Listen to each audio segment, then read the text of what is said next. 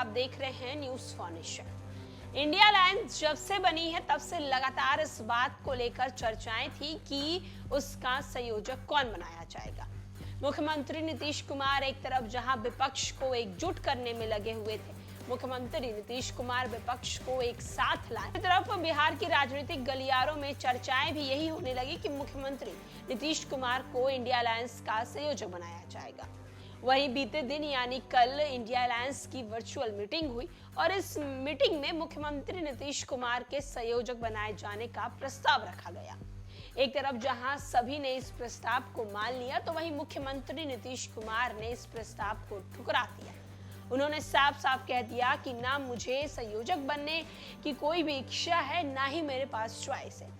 आखिरकार लगातार मुख्यमंत्री नीतीश कुमार की पार्टी से उन्हें संयोजक बनाए जाने की बातें हो रही थी, लेकिन जब उन्हें संयोजक बनाया जा रहा था तो उन्होंने इनकार क्यों किया? कर मेरे मन में ना कोई ख्वाहिश है और ना ही चॉइस। मुख्यमंत्री नीतीश कुमार ये भावना शनिवार को इंडिया के घटक दलों के साथ हुई वर्चुअल बैठक में जाहिर की।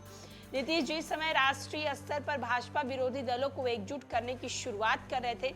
अपने लिए किसी पद के बारे में यही कहा था कि उन्हें किसी पद की आकांक्षा नहीं है। 6 महीने बाद जब उन्हें इंडिया का संयोजक बनाने जाने का प्रस्ताव शनिवार को मिला तो उन्होंने उसे विनम्रता से अस्वीकार कर दिया। राजनीतिक गलियारों में उनकी ये अस्वीकृति को गठबंधन और खासकर कांग्रेस के बेहद सुस्त गति से जोड़कर देखा जा रहा है। सूचना एवं जनसंपर्क मंत्री संजय झा कहते हैं कि संयोजक पद के प्रस्ताव पर पार्टी में विचार किया जाएगा। मुख्यमंत्री ने यह इच्छा प्रकट की है कि कांग्रेस के नेता ही गठबंधन के चेयरपर्सन बने। इसमें कोई दोराहे की बात नहीं है कि भाजपा विरोधी दलों को एक मंच पर लाने का विचार नीतीश कुमार के ही मन में आया था। पिछले साल मई से ही इस मुहिम में लगे थे। कांग्रेस और आम आदमी पार्टी के नेताओं को एक मंच पर बनाने का श्रेय उन्हीं को जाता है। इसके अलावा कई परस्पर में विरोधी विचारधारा के दलों को एक मंच पर लाने में उन्हें सफलता मिली। जून महीने में पहली बैठक नीतीश कुमार के आवास पर हुई।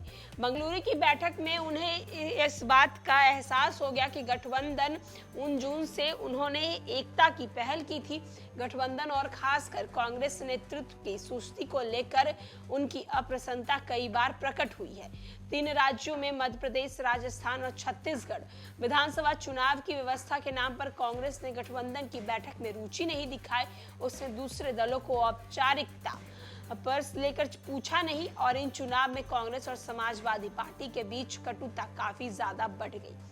एक तरफ जहां कांग्रेस 3 विधानसभा चुनावों को लेकर काफी ज्यादा एक्टिव थी और इसीलिए कहीं ना कहीं वो इंडिया अलायंस के संयोजक बनाने को लेकर चर्चाएं नहीं कर रही थी, वहीं अब मुख्यमंत्री नीतीश कुमार को जब संयोजक बनाने का प्रस्ताव रखा गया तो उन्होंने बेहद ही नम्रता से इस प्रस्ताव को ठुकरा दिया और बोला कि मुझे ना तो किसी भी पद की कभी लालसा थी और ना ही मेरे पास कोई चॉइस है। मैं चाहता हूं कि कांग्रेस का कोई व्यक्ति जो है वो इसका नेतृत्व करे। अब आने वाले दिनों में देखना होगा कि इंडिया अलायंस का संयोजक कौन बनता है।